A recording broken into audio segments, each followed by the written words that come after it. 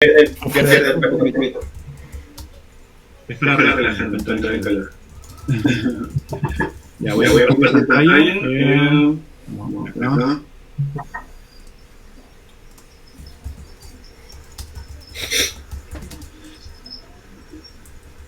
No sé si se ve.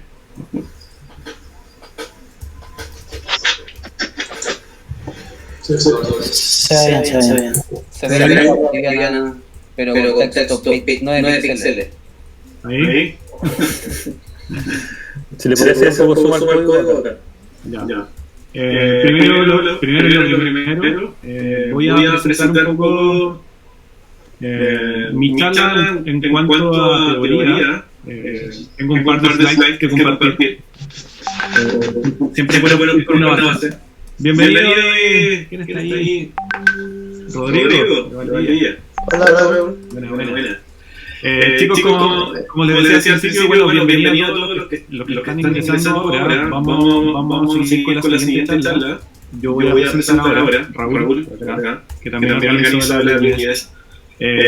Bacán que estén acá compartiendo. Vamos con la segunda charla. Por favor, les pido que muteen su micrófono. Obviamente, si quieren comentar, si quieren intervenir, si tienen un comentario, ahí pueden hablar. De preferencia al final o pueden ir compartiendo en el chat que está escrito, hay un icono de chat. Así que pueden ir comentando siempre. Así que vamos con la segunda y la última charla, la más entretenida de todas. Así que vamos. Me dicen si está muy chico, si lo doy más zoom. Así que también me comentan. La mejor Big 10 de la mejor ciudad de Chile, así que siempre bienvenido y me gusta recalcar un poco y promocionar. Esta es la segunda Big 10 que se hace que hay en Chile. Hay una, la de Santiago, la que partió, obviamente por temas de la pandemia no se está haciendo porque se hacía físicamente. Y nosotros tuvimos la iniciativa, yo como organizador tuve la iniciativa de hacer esto remoto, obviamente para no perder el contacto y básicamente seguir compartiendo el conocimiento. Esa es la idea. Es bacán que estén conectados y siempre es bueno tirar un poco la talla, pero también ir compartiendo conocimiento y compartir lo que hacemos en el día a día. Así que siempre les pido que nos pueden seguir en las redes sociales como Twitter, Instagram. Y también están los links en GitHub, donde vamos publicando las presentaciones acá. Así que siempre tratamos de tener actualizado todo. Siempre recordamos un poco cuando nos juntamos en Valdivia, en Nube Cover, que siempre nos auspicia junto con Kuzman. Hay un par de caras conocidas que siempre nos acompañó, así que esperamos volver en algún minuto a juntarnos, así que se les recuerda a distancia antes del COVID-19. Bueno, me presento, soy Raúl Hernández, soy frontend developer en una empresa que se llama iClass, es una empresa enfocada al rubro de la educación. Yo partí con un perfil web, haciendo aplicaciones web en una plataforma de estudio, que es la parte como del back office, por así decirlo, que es la parte de gestión de la docencia, de los cursos, de los artículos y todo el contenido de iClass. Después me fui a otra empresa y después volví a iClass de nuevo, como mono porfiado. Después volví, pero con otra faceta. Empecé a hacer desarrollo mobile en React Native. Ahí me empecé a especializar. Súper buena experiencia también. Fui probando otro aspecto también del frontend, que es especializarme en Android y iOS. Obviamente con la capa que te da y la API de React Native, que también es súper rica en cuanto al recurso que provee React. Y se puede nivelar también y tomar mucho el conocimiento que uno tiene en React también en hacer aplicaciones móviles. Por ese lado también tengo un poco de experiencia. Y ahora me tienen haciendo web de nuevo, por cosas de la vida. Siempre hay que ir adaptándose al rubro. Bueno, vamos con la Bit.js, con esta segunda presentación.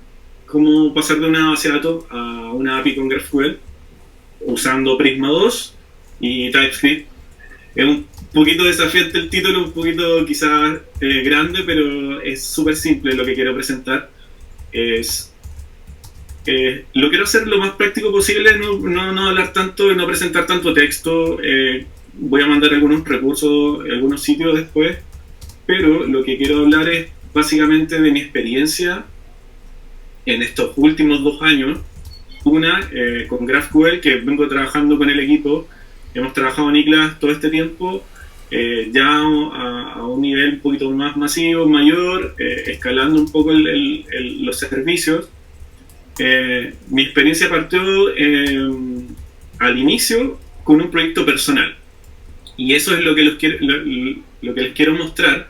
Mi primera experiencia con GraphQL fue con una librería, mejor dicho, un servicio, un backend as a service que se llama GraphQL. Y después comencé a utilizar este nuevo servicio que se llama Prisma, que después pasó a ser una librería que uno puede utilizar en el cliente con Node. Entonces, yo pasé un poquito, viví toda la experiencia de tener un servicio, porque yo tengo una aplicación actualmente, como soy front, en un contexto de front, quería tener una aplicación y ser full stack en ese dominio. Actualmente GraphQL lo ocupo en una aplicación que es para gestionar colegios, y tengo un cliente que utiliza esto.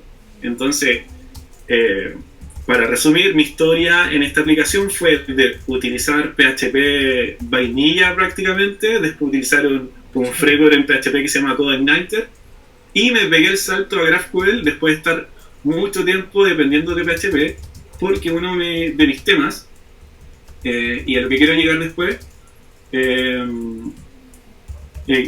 que yo necesitaba escalar, necesitaba probar nuevas tecnologías y también no depender tanto de un ambiente monolítico que era PHP en ese tiempo. Entonces empecé a investigar, llegué a este backend as a service que le llamo yo, que era GraphQL, y después pasé a integrar esta librería en Node, que me permitía y me daba mayor flexibilidad. Entonces eso es lo que les quiero presentar.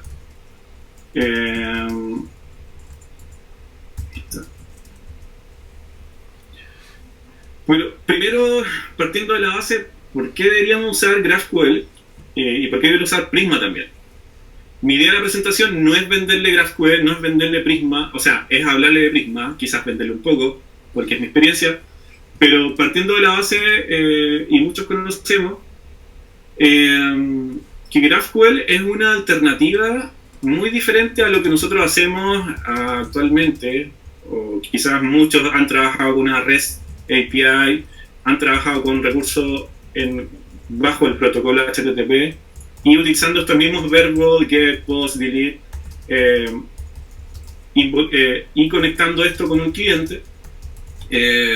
GraphQL es una especificación, no es un reemplazo, por así decirlo, de REST. Simplemente cuando decimos GraphQL hablamos de todo un ecosistema, tanto de especificación basada en grafos, hablamos de herramientas también, y hablamos de librerías que están involucradas en este gran ecosistema de GraphQL. Entonces, una de las cosas importantes también que yo deducí con el tiempo es que para no depender tanto de una infraestructura grande, y yo quería salir a producción lo antes posible, llegué a esta solución y es lo que les quiero mostrar. Pero primero, ¿por qué deberían usar?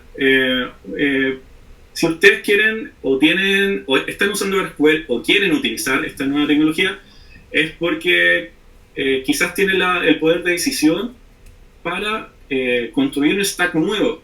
¿A qué me refiero con eso?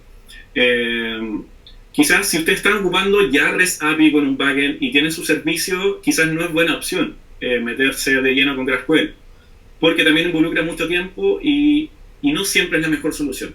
Si ustedes van a hacer algo desde cero, yo lo recomiendo al 100%. Es como súper recomendable para probar, no solo para probar algo nuevo, sino también para exprimir y conocer conocer una alternativa muy distinta y muy rica en recursos.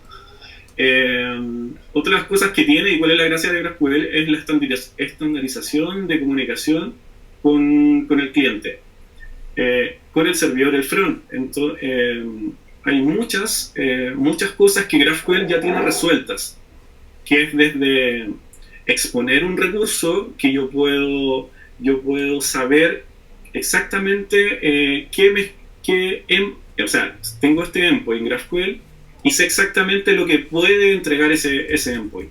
Yo puedo obtener los datos del usuario, puedo tener el correo, puedo tener una query gigante, y siempre va a estar relacionado con los recursos que expone ese servidor, y yo puedo consumir cosas que necesito en específico o puedo consumir más dependiendo, sin tener diferentes endpoints y sin perder el contexto con esa API.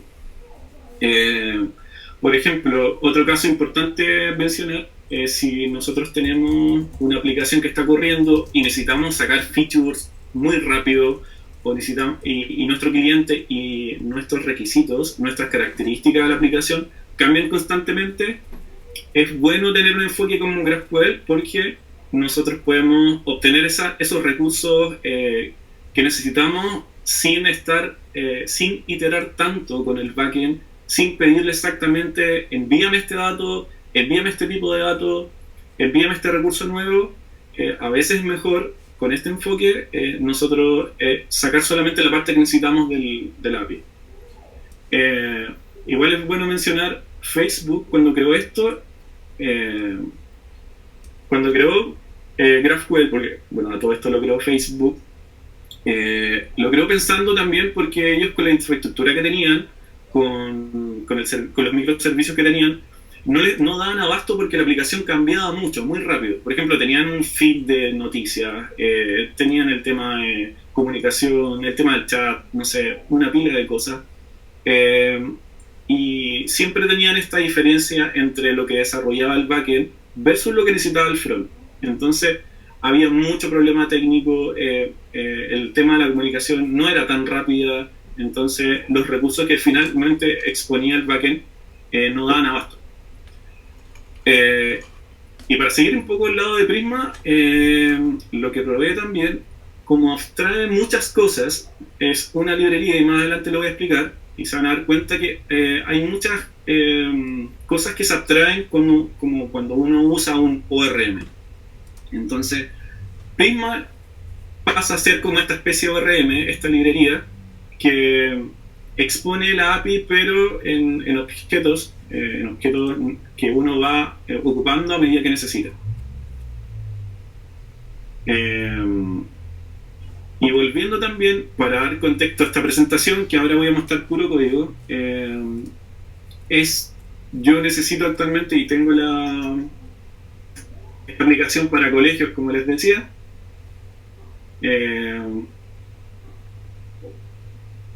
Ahí está.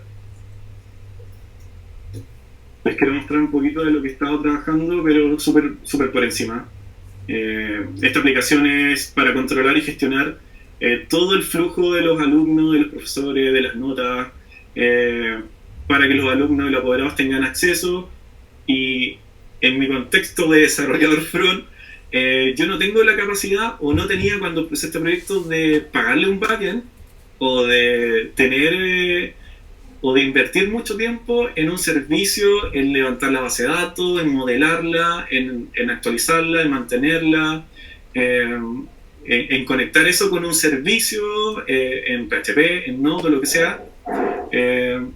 Entonces yo tenía muchos requerimientos y no podía darme el tiempo, y tampoco podía pagarle en esa época por lo menos, a una persona encargada solamente de eso, porque mi expertise y mi especialización es solamente el front.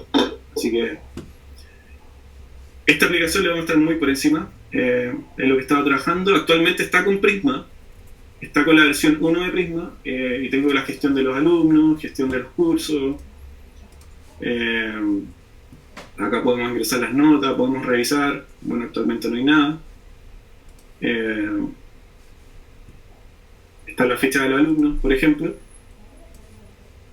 Y esto, por ejemplo, una ficha del alumno, para mí, hacer el tratamiento de estos datos y conectarme con el server, tener una API con tantos recursos, con un CRUD gigante, con muchas relaciones, ya se me tomaba difícil, y sobrellevarlo esto era súper difícil sin tener algo como Prisma.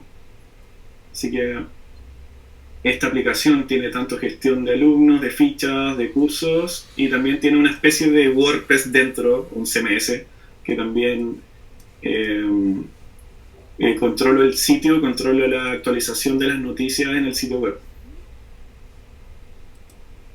Volvamos a la presentación. Lo que voy a hacer ahora es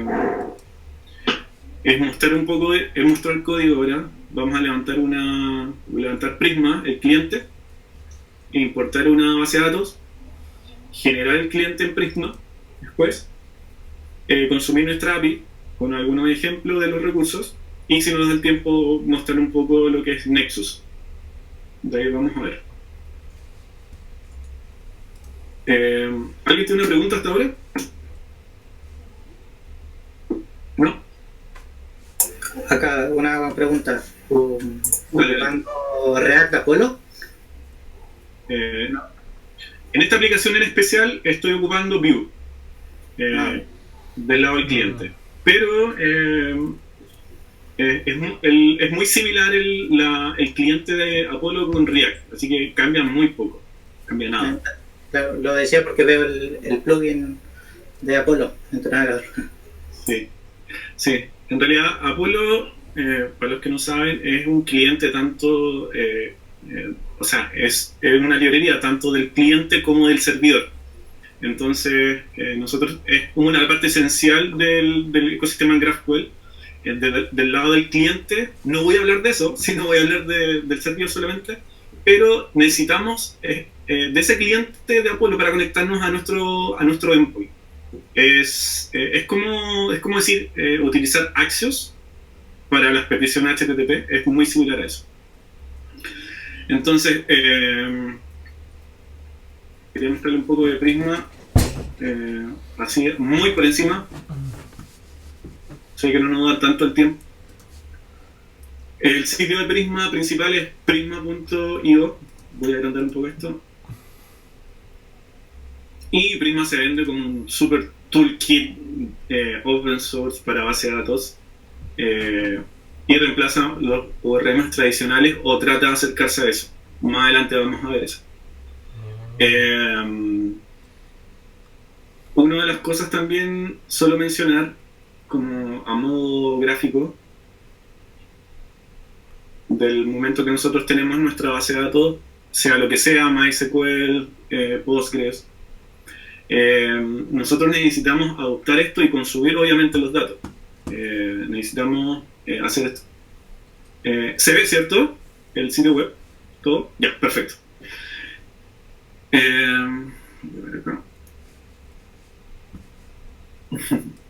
El tratamiento de los datos siempre tiene que pasar por un cliente, un intermediario.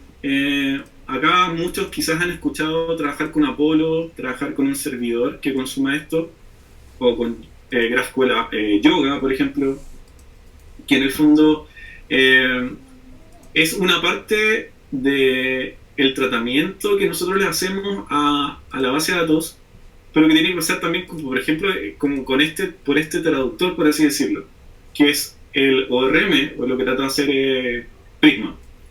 Entonces, se expone estos datos en tipos de datos validados y nos ayuda a nosotros a consumirlo en nuestro servidor, que comúnmente es un servidor en Express, en Node, y nos ayuda a construir estas queries o estas mutaciones en GraphQL para después exponerlas nuevamente al cliente. Ese es básicamente el flujo. Ahora, quiero mostrarles el primer ejemplo porque quiero mostrar dos flujos muy distintos, y el ejemplo lo voy a sacar directamente de acá, del sitio de Prisma, que son los ejemplos. Acá voy a buscar el ejemplo más básico. Yo ya lo cloné esto está acá. hice el Prisma Scripts, que es la versión más básica o lo más vainilla que se puede llegar para conocer Prisma y cómo levantar un servicio. Entonces yo tengo, vamos a abrir el editor, voy a dar un poquito de cerveza. Y lo primero que vemos acá, cuando nosotros tenemos un proyecto con Prisma, del lado del servidor, es las dependencias, que es el Prisma CLI. Actualmente va en la beta 4. Prisma 2 está en beta actualmente, pero ya está súper estable hace pocas semanas. Hace poquitas semanas ya se puede utilizar de forma más segura, no hay tantos cambios, obviamente, porque ya empezó una versión beta. Así que esto es lo que se instala: el Prisma Client, el TS Node para levantar el servicio y obviamente TypeScript, que es lo que vamos a utilizar actualmente. Declaramos un script para modo desarrollo y las dependencias también de Prisma Client y TS y el tipo y los types que son de Node. La anatomía de un proyecto, comúnmente, esto lo voy a sacar, parte de un esquema. Es el punto de entrada de los modelos de nuestra base de datos que van a dar a este esquema de Prisma, ¿no? En este caso, Prisma tiene sus propias directivas y su propia forma de tratar esta base de datos. Entonces yo tengo acá, lo he instalado previamente, voy a agrandar un poco, ¿cierto? ¿Se ve bien? Yo ya tengo instalado todas las dependencias y ya con esto puedo acceder al CLI de Prisma. Ya estoy con Prisma 2. Creo que sí. ¿Qué hizo? Ahí está. El beta 4. Los ingredientes para que sigan en sus casas, y si lo quieren hacer, es levantar si quieren clonar este proyecto en GitHub, tienen que tener obviamente todas las dependencias instaladas y también una base de datos que en este caso se llama Bear.js, que está en este caso con MySQL y tiene esta estructura.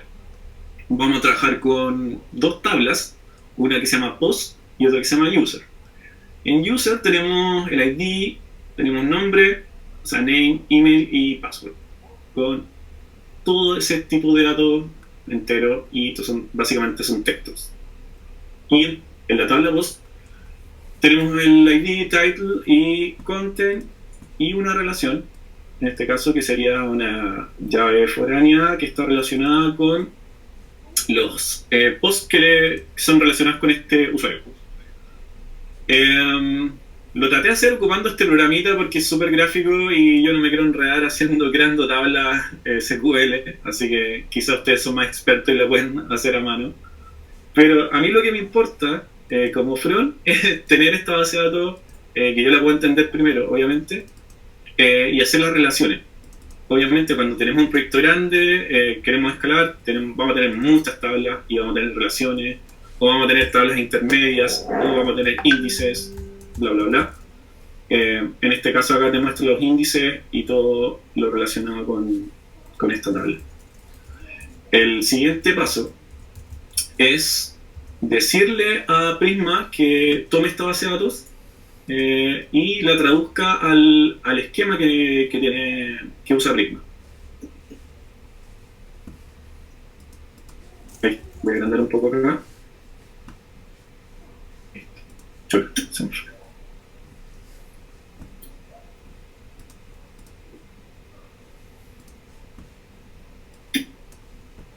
Por ahí sí.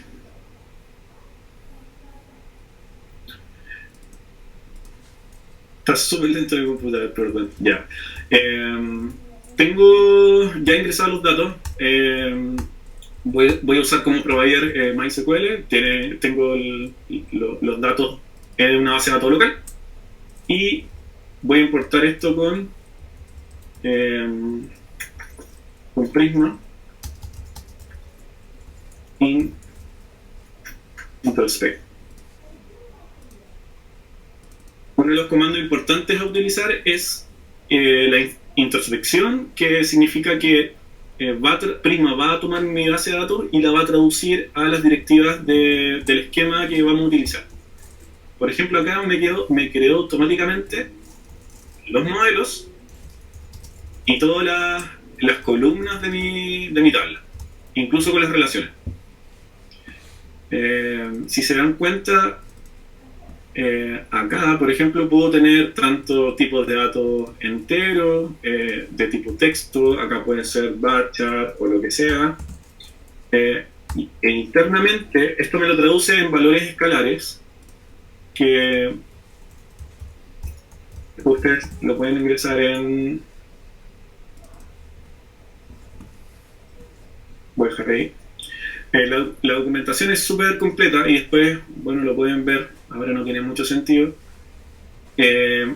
Internamente la traducción de estos valores significa que va a tomar todo el tipo de escalar de la base de datos a una traducción que sea un poquito más normal.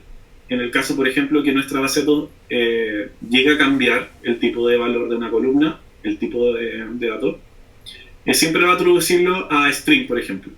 O un entero, le da lo mismo por debajo si cambia, por ejemplo, si un entero es de 11, de 255, etcétera, etcétera. Lo mismo con las relaciones. Acá siempre vamos a mantener estas directivas relacionadas con, por ejemplo, el ID del autor. Está relacionada con el modelo de users. Por ejemplo, si esto lo llego a borrar, si me pasa algo, si lo modifico, después siempre puedo hacer una introspección de la base de datos y volver a tomar estos valores. Por ejemplo, no, ahí está bien.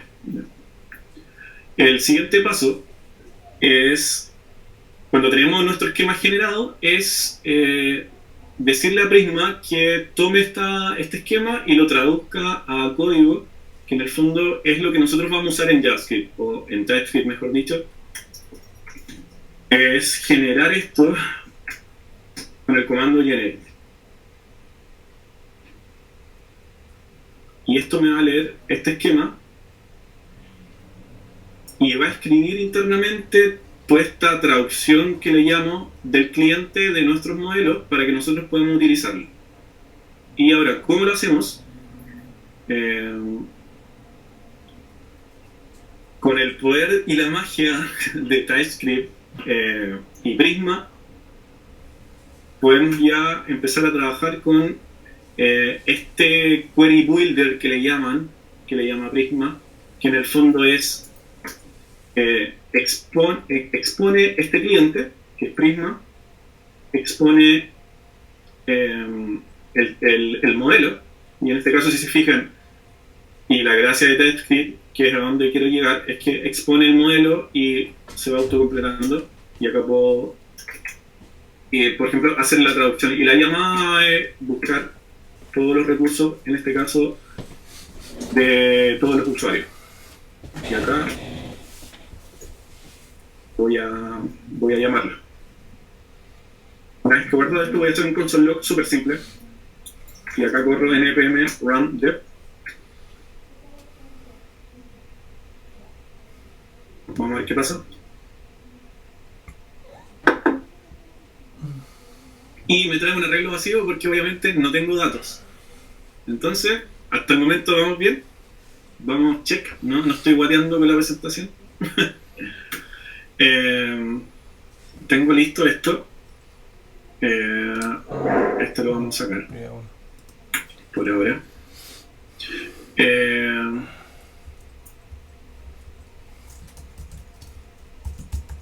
Vamos a hacer, crear pantalla. vamos a llenar estos datos. Acá lo que vamos a hacer, en vez de hacer un find, vamos a hacer un create y vamos a decirle que después imprima esto con cuál es el resultado. Corremos de nuevo esto. Mira. Crear navegación. Y nos imprime lo que es el objeto que nosotros le habíamos escrito. Ahora voy a ver si realmente lo creo. en unos datos, Pantalla. y ahí está justamente lo que escribí en Prisma. Ya obviamente estaba conectado con la base de datos y puedo hacer todas las modificaciones o las queries necesarias. Otra de las gracias, por ejemplo, de que y una de las gracias como de los DRM en general es que te ayudan a simplificar mucho trabajo. Y para mí eso es como la parte esencial. Por ejemplo, este post, obviamente esto no me va a funcionar porque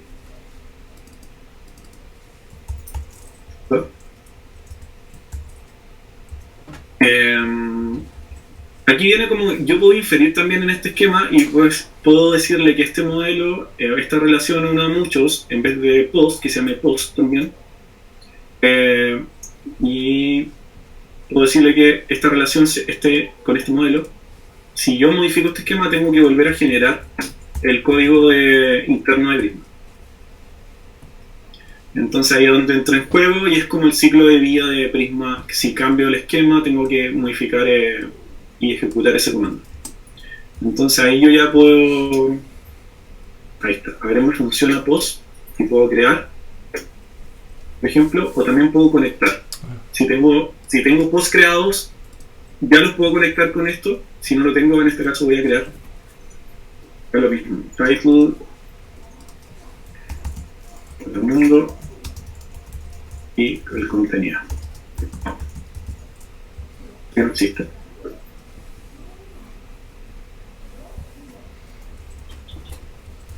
Bueno.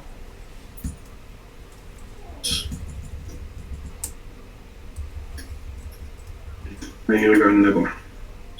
Contenido Loren Ipsum. Ya si corro esto. Ya, eso es primero que no negocio de pantallas. Esperamos que ejecute.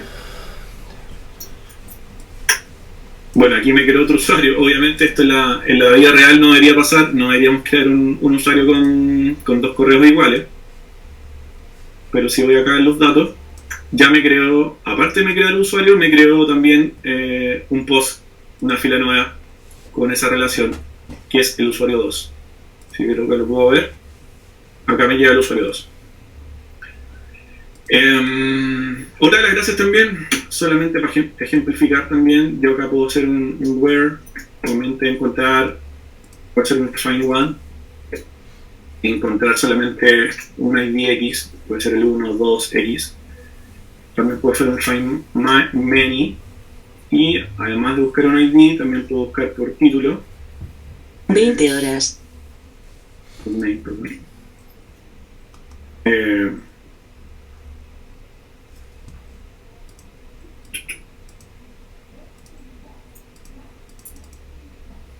Acá lo vamos a cambiar a post, mejor para buscar en post.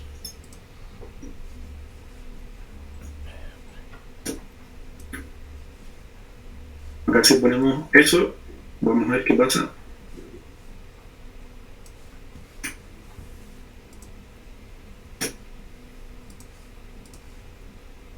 No debería mostrar nada.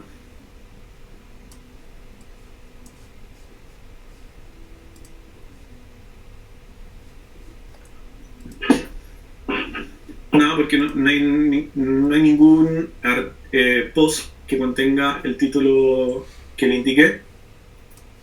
Pero, por ejemplo, también puedo hacer cosas un poquito más entretenidas. ¿Qué pasa si quiero también hacer un filtro un poquito más dinámico o una query un poquito distinta? Pero que me busque o que contenga solamente... contenga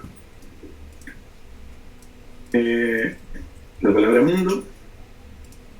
Y acá me debería encontrar solamente los posts que contengan ese título con ese string X.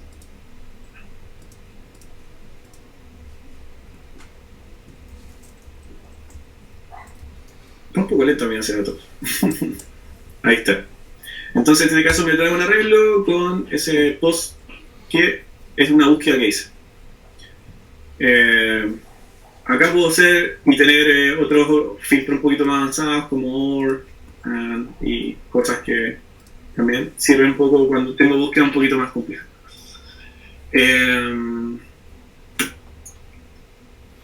Hasta ahora es como súper simple lo que he explicado, es lo más vainilla posible, y esto también sirve, no sé si se dieron cuenta, yo estoy importando una librería en Node también que fácilmente podría levantar en un servicio como funciones lambda, por ejemplo, en Netlify o en Now, en Seid, bueno, ahora cambió el nombre.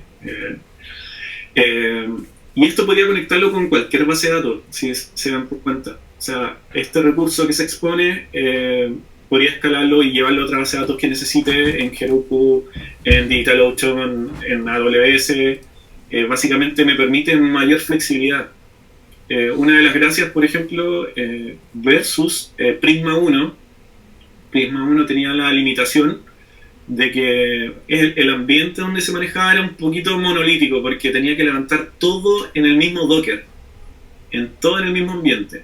Entonces, para mí no tenía mucho sentido y era más costoso la mantención, o de repente importar esta base de datos, hacer los backups, por ejemplo. Yo no soy experto y por eso digo, a mí no se me hacía muy cómodo. Entonces, a mí, al tener este enfoque, te saca todo esto de la caja y tú lo puedes migrar y lo puedes llevar y portar a cualquier servicio, simplemente subiendo esto a un repositorio, instalar la dependencia y conectarlo con cualquier base de datos. Entonces te permite agregar capas un poquito más avanzadas de seguridad, de permiso, modelar esto y generar tu lógica de negocio un poquito de forma más flexible. No sé si tienen preguntas hasta ahora. Yo tengo una. Dale. El tema de los cambios en el esquema que estás mostrando ahí, cuando tú haces el generate, ¿genera cambio también en la base de datos? No. A diferencia del otro comando, que era el migrate, no es en dos direcciones, por así decirlo. Solamente inspecciona la base de datos y lo genera en base a eso. Así que no modifica nada en el modelo. A ver. Sí. Igual es buena pregunta esa, porque anteriormente con Prisma 1 lo que se hacía es que como referencia principal y como la fuente de verdad era el esquema, y cualquier cambio que yo hacía repercutía en la base de datos. Entonces era al revés el enfoque. Así que esa es como la gran diferencia. ¿Ya has probado el cambios en el esquema y cambios en la base de datos, en base de datos ya con muchos registros? Esa migración con muchos registros, ¿no? Sí, yo lo he probado. De hecho es lo que quería mostrar ahora. Y que por ejemplo, donde estoy yo ahora, con la aplicación que había mostrado anteriormente, estamos viendo un tema de una migración que era extraer un dato específico que está en una columna de tipo JSON y extraerla a una columna a tipo text. El problema que estamos viendo es que la migración en aplicarse se demora demasiado, ¿cachai? Porque como hay muchos registros, ¿Ya? ¿cachai? Entonces quería cachar cómo hacer el manejo de eso Prisma. ¿Y es que tiene alguna forma especial de manejar eso o igual que una migración cualquiera? No te entendí la última parte, como en especial, porque al final es un servicio que toma tu base de datos. Claro, pero pensaba que Prisma a lo mejor tenía un manejo especial de aplicación de migraciones, ¿no? Por eso pregunto desde la ignorancia completa. En este caso tiene 3 adaptadores para Postgres, MySQL y MariaDB. Sí. Ahí tenías que ver las especificaciones sobre todo con las versiones del motor de la base de datos. Pero el resto es transparente, así que no había problema. Creo que soporta Mongo también, pero ahí no sé. Creo que es una experimentación. Y hay lo que preguntabas por ejemplo, hay el proyecto como más grande que estoy haciendo ahora, que es la migración que decía anteriormente, de Prisma 1 a Prisma 2, es ya por lo menos con una base de datos un poquito más grande, que es la que está aquí.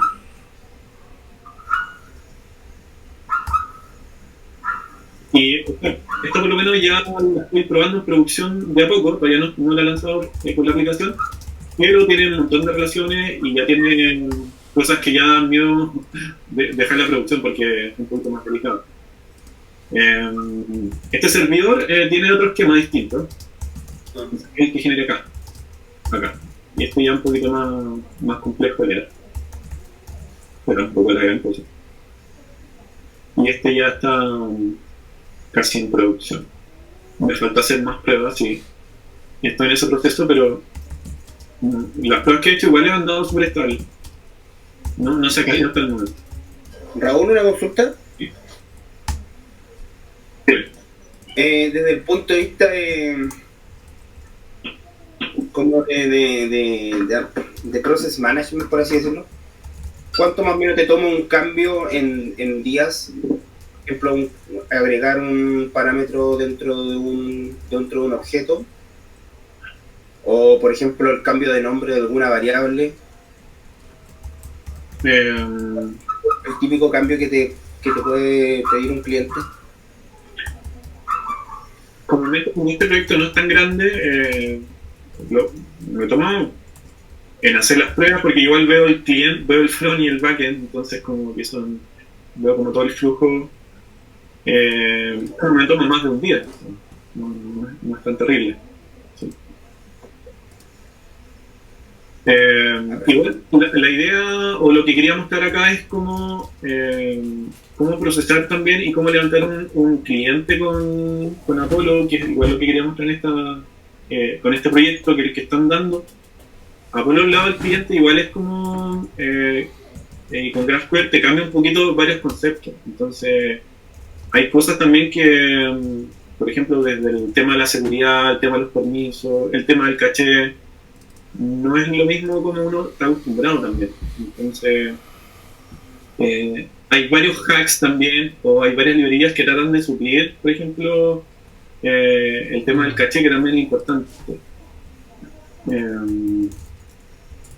Por ejemplo, acá, en este proyecto que está con Apollo, ocupa una librería que se llama Yoga, que en el fondo abstrae mucha lógica, que es lo que me provee el servicio de Apollo.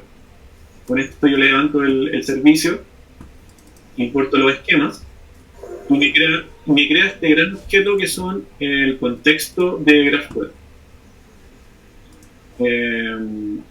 Acá lo que hago es importar los esquemas, son los que vimos acá, y hacerle otro tratamiento con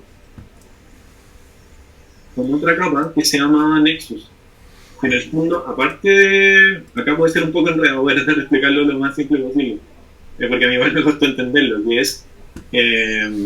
tenemos esta capa que es esta especie de ORM con Prisma, pero cuando uno llega al momento de hacer como más lógica en el lado del servidor, no sé, de manejar autentificaciones, de manejar permisos, no es tan fácil hacerlo con tan a bajo nivel.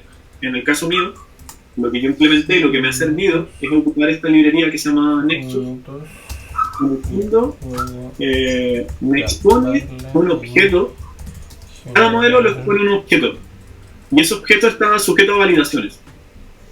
Entonces yo puedo decirle al cliente que solamente a través de Nexus que pase por este filtro que es Nexus, y decirle solamente los campos que yo quiero exponer, los filtros que quiero exponer, por ejemplo, si tengo una búsqueda, si tengo una paginación, etc. Todo pasa por Nexus y todo lo valida. Por ejemplo, lo que les mostraba anteriormente con este script, que ya es súper simple de leer y tampoco me provee muchas más cosas y acá no estoy validando nada, no estoy haciendo mucha lógica y es muy a bajo nivel. Pero si quiero hacer algo un poquito más robusto, por ejemplo, con una autentificación. Acá tengo un ejemplo más claro. Con esta aplicación implementé JSON Web Token. Por ejemplo, yo puedo crear con Nexus estos objetos, que son estos tipos, y modificarlos como yo necesite. A lo que me refiero con estos tipos, que, por ejemplo, puedo crear nuevos objetos con ciertas definiciones que yo necesite. En el caso de la autentificación, creo este outPayload, que es un objeto que desprende de Nexus. Y cuando creo una mutación, por ejemplo, yo acá leo los argumentos que le voy pasando a esta mutación. Entonces aquí también puedo volver a validar esto. Puedo decir si es un string, si es un entero, si es un campo tipo enum, si quiero darles opciones a esa o un arreglo, etc. Y acá voy ya generando un poquito más de lógica, un poquito más desarrollada.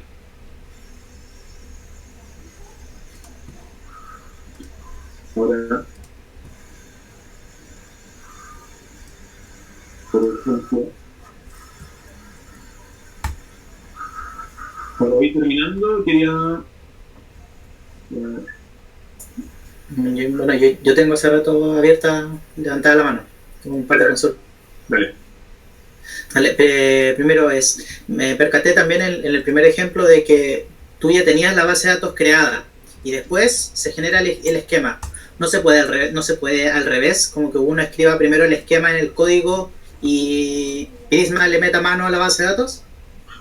Sí, es un poco lo que le explicaba a Piero. En Prisma 1 eso se puede hacer.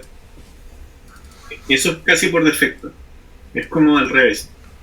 Pero en Prisma 2, la verdad, no entiendo bien por qué cambió tanto y ahora es al revés. Pero leyendo la documentación, tú puedes hacer la inversa. O sea, en vez de hacer una introspección, tú puedes migrar, que en el fondo es tú escribes el esquema y que tú modifiques las bases de datos como tú quieras. ¿Sí? Al revés. Claro. Pero ahí en ese caso habría que hacer una distinción si uno quiere como ser más específico con las tablas, básicamente como duplicar el código que sería en SQL. Sí, igual es como una caja negra, porque al final Prisma lo que hace es como crear las propias relaciones o crear tablas intermedias, pero yo ahí no soy tan experto y no sé de verdad qué es lo más óptimo, y creo que a veces Prisma, si le das tanta soltura para que haga eso, quizás no es tan óptimo a nivel de performance de una base de datos. No sé, pero tú cacháis más cosas de eso. Sí, me entiendo. Ya. La otra consulta que tenía era que el código apareció de forma mágica, el generate. Y me da la pregunta, ¿el código generado se mete dentro del Node Modules? Sí, cuando yo hago el generate, lo que hace es internamente generarlo a Node Modules, como dices tú, y crear todas las definiciones y las validaciones en TypeScript. Sí, que encuentro que eso igual es medio raro, porque significa que cada vez que uno tenga que clonar un repositorio, habría que generarlo de nuevo. Claro, sí. Eso es como uno de los peros, uno de los contras. Claro, porque es que con Nexus, que yo también he ocupado Nexus, yo todo lo que me mencionas, pero ahí el código generado está en el código, ¿me entiendes? Sí. Pero Prisma no es así. Entonces me da a entender que en una de esas conviene meterlo en un prepare o en un prepublish del Node Modules para que automáticamente se genere por primera vez, porque si ocupo dos computadores distintos y hago una modificación, tengo que manualmente generarlo de nuevo. Claro. Que no es el caso con Nexus. Ahí creo que necesitas tener un hook de Git quizás para volver a generar esto si hay un cambio y tratar de automatizar esa especie de pipeline, pero eso se puede solucionar. ¿Sí? No lo veo tanto como un problema, sino como es parte del spec. Claro. Claro. Es que lo encuentro raro, porque también hay otra herramienta, una librería nueva, se llama GQLS, que también genera código. Sí, es bastante común, pero también lo genera como código dentro del proyecto. Y en este caso es como metido en Node Modules. Encuentro como contradictorio. Porque también, por ejemplo, Yarn V2, no sé si sabes algo de Yarn V2. La cosa es que ahí Yarn V2 cambia un poquito la perspectiva y como que prohíbe cambios, como escribir sobre node modules, los hace como lectura solo. Entonces esto me parece medio contradictorio, pero ya entiendo, es como está definido Prisma 2, ¿no? De repente sería bueno, y quizás más adelante Prisma va a exponer esto, el código que genera, quizás fuera de Node Modules. Quizás para mí tiene más sentido porque ahí uno lo puede versionar. Exacto. Y me hace bueno lo que dices tú. Sí. Ahora, sí.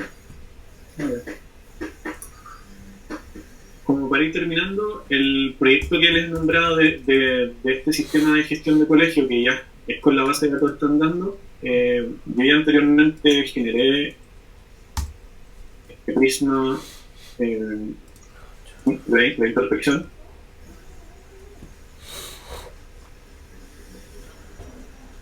Pero voy a volver a regenerar para ver que no tenga errores. Y es lo que hablamos anteriormente. Acá lo que estaba escribiendo acá en Node Modules es la traducción para que Prisma, yo tenga acceso a esa API con el código y hago la magia con Petri. Y lo otro es proyecto está acá. Voy a mostrar un poco la estructura.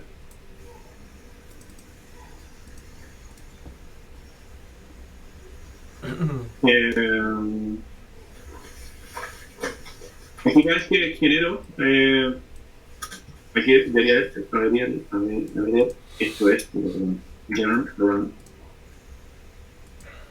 Mira ahí, acá. Sí. Y ahí voy corriendo todo el generate también, que es de parte de Nexus. Sí, lo he ocupado. Sí. Sí. Pues bueno, está ahí el filo también. Sí, bueno, sí, de hecho desarrollé una librería para GQLess, que igual he estado pensando en hacer una charla de esto, pero Bueno. hay que ver cómo se da el tema. Yo me declaro super junior en esto y lo ocupo porque tengo la necesidad de levantar un backend lo más rápido posible y delegar esa responsabilidad. Entonces, para mí mi caso específico me ayuda mucho este enfoque. Yo no digo que esta es la mejor forma de usar GraphQL y es la única, sino que depende del caso. Porque esto te ahorra mucha plata. Sí, es bastante natural. Yo personalmente he ocupado SQLize, he ocupado Tilegoose, he ocupado Next.js, Next, K con K, Next, que es para el acceso Query Builder básicamente. Y claro, y obviamente escucho un montón de Prisma, pero primera vez que veo como la práctica usándolo, nunca me he animado. Y claro, tiene su punto positivo, te facilita todas las cosas. Sí. Uno cuando levanta esto en un ambiente de producción necesita compilar esto, transpilar y después generar este código, mejor dicho, y al final TypeScript es que hace la pega final. En este caso voy a levantar el servicio con TSNode.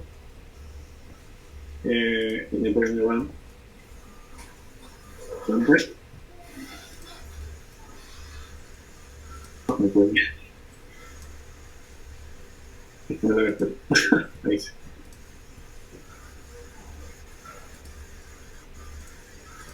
Aquí lo que estoy haciendo es levantar el servidor con Yoga, que es por debajo Express con Apollo y una pila de cosas.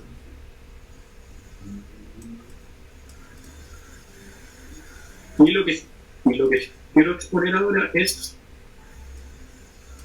el famoso Playground, no sé si lo han escuchado, que es parte del ecosistema de GraphQL, que es de los mismos creadores de hecho de Prisma, del laboratorio o que le llaman ellos, que al final es parte de unos repositorios.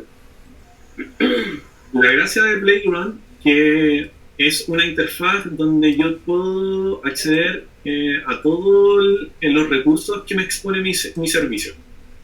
Es como Swagger, no sé cómo se pronuncia, yo lo he ocupado re poco, que es como también una especie de documentación, también cuando uno tiene una REST API. en este caso Playground, tengo todas las queries acá y con todos los parámetros que yo les puedo pasar. Por ejemplo, acá esta query de clients, puedo, por ejemplo, hacer una paginación, puedo obtener el primero o el último valor, o puedo hacer algo más complejo también, como después de estos valores que le estoy pasando, entregamos el resto de los datos, el tipo, en este caso, me va a entregar el ID, el nombre, el dominio y también una relación, en este caso que es una escuela. Y esta escuela también tiene sus propios valores. Entonces, yo puedo generar, por ejemplo, acá, con Playground, yo puedo construir ya una query. Y me autocompletando todos los valores que tengo actualmente mapeados ya con Playground. Entonces, por ejemplo, si quiero acceder a los datos de la escuela, pongo el ID, puedo acceder al nombre, si quiero, y me va a traer todos esos valores. Entonces, Playground como herramienta intermedia te ayuda a comprender finalmente cómo va a trabajar el front, cuáles son los recursos que necesito. Como les decía, acá también estoy trabajando con JWT, que es la parte de autentificación desde el lado del cliente. Acá tengo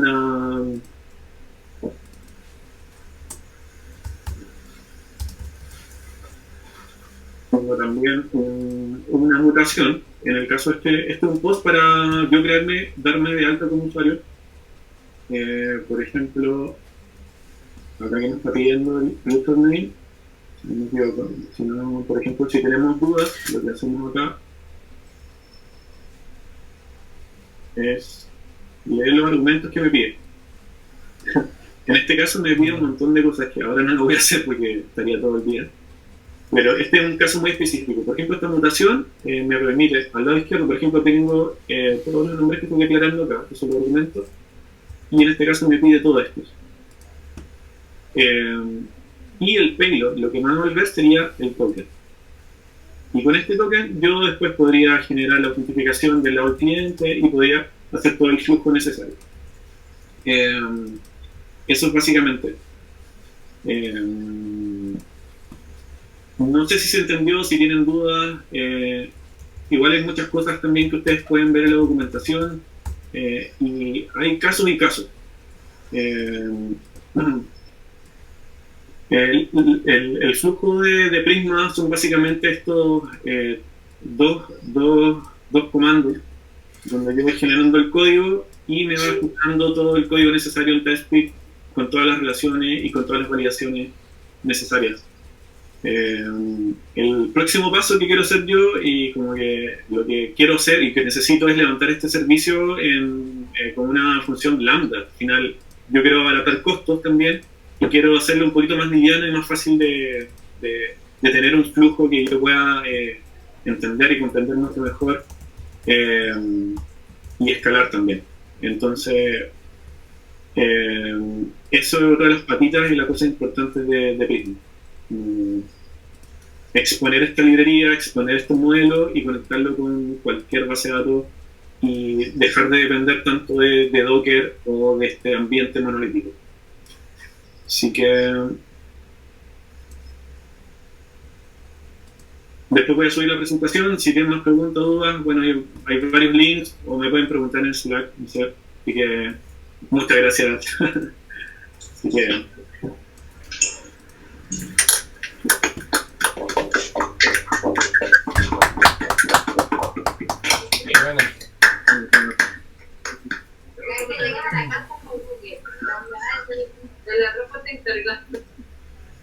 perdón, ¿alguien preguntó algo? No. Como que alguien habló. No escuché bien. Pero, bueno, aprovechando la búsqueda de preguntas, yo sí tengo una pregunta desde hace rato. Y es, vale, yo he trabajado con GraphQL y sé que cuando pedimos un campo, que puede ser un objeto, podemos, o bueno, cualquier campo de cualquier tipo, podemos a pasar la consulta o la consulta de este campo realmente en un resolver distinto. Entonces, ¿qué pasa si nosotros solicitamos un campo de un servicio que está exponiendo un esquema GraphQL y este campo realmente viene de otro servidor, de otro origen de datos que está remoto, que es por ejemplo atendido por otra API? ¿Y qué pasa si ese objeto al mismo tiempo tiene otro objeto que opera de la misma manera? ¿Hay alguna manera de fusionar las dos? Yo ahí lo que veo es como generar un tipo nuevo, o sea, como una query nueva, que sería este resolver, pero internamente ahí tú tendrías que generar otra lógica. O sea, me imagino que tendrías que hacer una llamada, no sé, hacer un get, un post en tu servicio internamente, leer eso, si es asíncrono o no, y después exponerlo. Acá quizás Prisma no te va a servir, pero por lo menos eso es lo que entiendo yo. Sí, es correcto. Creo que de hecho hice la pregunta mal. Es una buena práctica hacer eso, exponer un campo que realmente tiene otro origen, en donde tengamos que hacer una petición de un servidor a otro servidor y así terminando con una conexión de servidor a servidor a servidor a servidor, solamente para resolver un campo que puede tener un campo de campo de campo que viene de otro origen. Yo creo que, no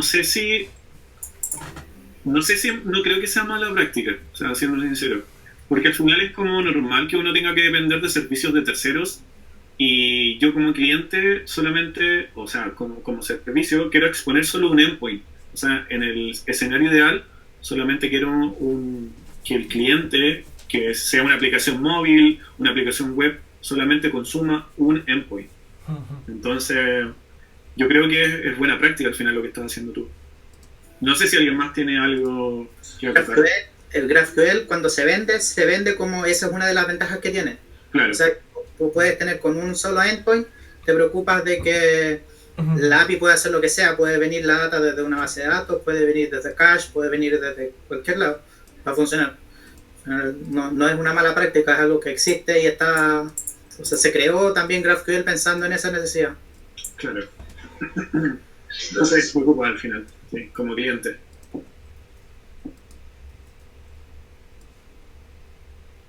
Voy a dejar de compartir pantalla. A ver. Ahí está. Entonces vamos terminando. No sé si alguien quiere acotar algo. ¿Es el momento o quiere pasar algún aviso? ¿Está buscando pega? ¿Está cesante? ¿Está con problemas para dormir? Yo igual estoy como aburrido de estar encerrado igual. No doy más. No. Las reuniones son buenas como para distender también. Sí, esa es como la idea de esto. En vano. Sí. Obviamente, si tú quieres exponer o alguien más, Pablo es tu nombre, ¿sí? Sí, Pablo. ¿Estás en Slack de Chile? ¿No? No, creo que no. ¿No? No, pero Juan link me lo da y me uno. Sí, bueno, aprovecho para pasar el dato ahí. Sí. Voy a compartir pantalla de nuevo. Dev10 partió de este grupo de Dev Chile. Yo llegué también de casualidad, como niño rata. Está el Slack, donde está la comunidad de desarrolladores más grande de Latinoamérica. No, mentira. Pero están los mejores admines. Está el mejor bot Webmul, Image, yes, y te responde. Ahí está. Hay varios canales y siempre estamos, por lo menos Piero, el Leo que lo veo conectado ahí, el Manu, no sé, hay varios ahí que nos conectamos siempre en Slack y es lo bacán de hacer comunidad y por lo menos hacerte la vida un poquito más entretenida. Eso es como que es la gracia. Y estos meetups también, es como compartir el conocimiento y pasarla bien, más que nada eso. O sea, somos unos borrachos alcohólicos, pero también desarrollamos, así que básicamente eso. Así que nos vamos despidiendo. Gracias Piero. Pásanos algún aviso, alguna papita de... Porque tú trabajas, estás con Facebook, ¿no? ¿Sí? ¿Algún evento que publicar? No por el momento. Nosotros el último evento que hicimos fue también una charla online que fue en marzo, que también estuvo publicada ahí en The Chile, que la dio el Nico. ¿Ya? Para que lo que uno tiene que saber para trabajar como freelancer hacia el extranjero desde Chile. Pero no tengo nada todavía algo fijo. Igual la idea es poder continuar con la charla online igual como lo estamos haciendo acá. Bueno. Pero por Facebook. Igual es grande la comunidad, ¿no? Sí, pero es más que todo pasa en el grupo de Facebook. No tenemos un Slack o un chat en vivo como de Chile u otros. Ah, es más cerrada. No es cerrada, pero es que no tenemos una plataforma que no... como para chatear el día a día. Eso nos falta, lo hemos propuesto y se ha preguntado como para que nos den acceso a Workplace, sí. Pero al final no ha salido nada todavía. Vale. Así que solamente post y eventos que organizamos. Bueno, cualquier cosita ahí no avisas para republicar. Siempre vamos a estar atentos. Voy a estar invitado también. Oye, con Piero nos iba a auspiciar Facebook a la Coding de Dar también, que estamos desarrollando para Valdivia, pero con toda esta cuestión del virus obviamente que se canceló. Así que esperamos a ver si nos apoyan después. De hecho, este año también estamos organizando la JSConf. Ah, ¿de veras? Sí. Y también se funó por lo mismo. Entonces, todo se funó. Se venía la conferencia con Ñuble ahora en junio. Ah, bien. Lo último fue que la StartConf iba a ser sí o sí, pero iba a ser en el sur. Eso es lo único que sé. No sé qué mes, no sé qué ciudad. ¿En serio? ¿En el sur? ¿Como 9.5? Es lo único que... No contar, si no me echan. Puedes preguntar, Jorge. ¿Sabes más datos, Jorge, que nos quieres contar? Sí, sé, pero no puedo contar. Comienza con puerto y termina con varas. Es súper rico ya, imagínate cuál sea. Seguro. Vamos a buscar los pasajes más pronto. La solté nomás, la solté. Cuenta toda la historia. Riego de banda. Oye, Jorgito, pásate un aviso. Nada, pues vamos a cancelar canales, vamos a comenzar con llanto. Se van a comenzar a cancelar. Vamos a potenciar Not Safe for Work. Ahí va a ir toda la plata, así que vamos a sacar dinero por ahí con las webcams, las cangers. Con las sillas. Con las sillas, claro. Y el trinket. No, nada, bacán, Raúl, gracias por la iniciativa. Aquí creo que no la he hecho porque lo que más se extraña es el contacto personal, pues, entonces como que sin eso hace como un poco sentido, digamos, solamente compartir virtualmente, siendo que estoy todo el día en esta silla y ahora sigo en la silla y te quiero matar porque sigo aquí. Y quiero puro pararme y caminar un poco. Pero bacán, gracias, estuvo súper bueno el evento y por fin estuve en Valdivia. Grande Valdivia. Vuelvan a servir y yes. Sí, qué bueno. Créeme que cuando pase todo esto lo invito a todos a mi casa en Valdivia, que se queden todos y nos emborrachamos. Eso, bueno. Sí, obvio. Está quedando todo grabado. Todo grabado. Se me salió. Ya, me despido y gracias de nuevo por venir a mi casa.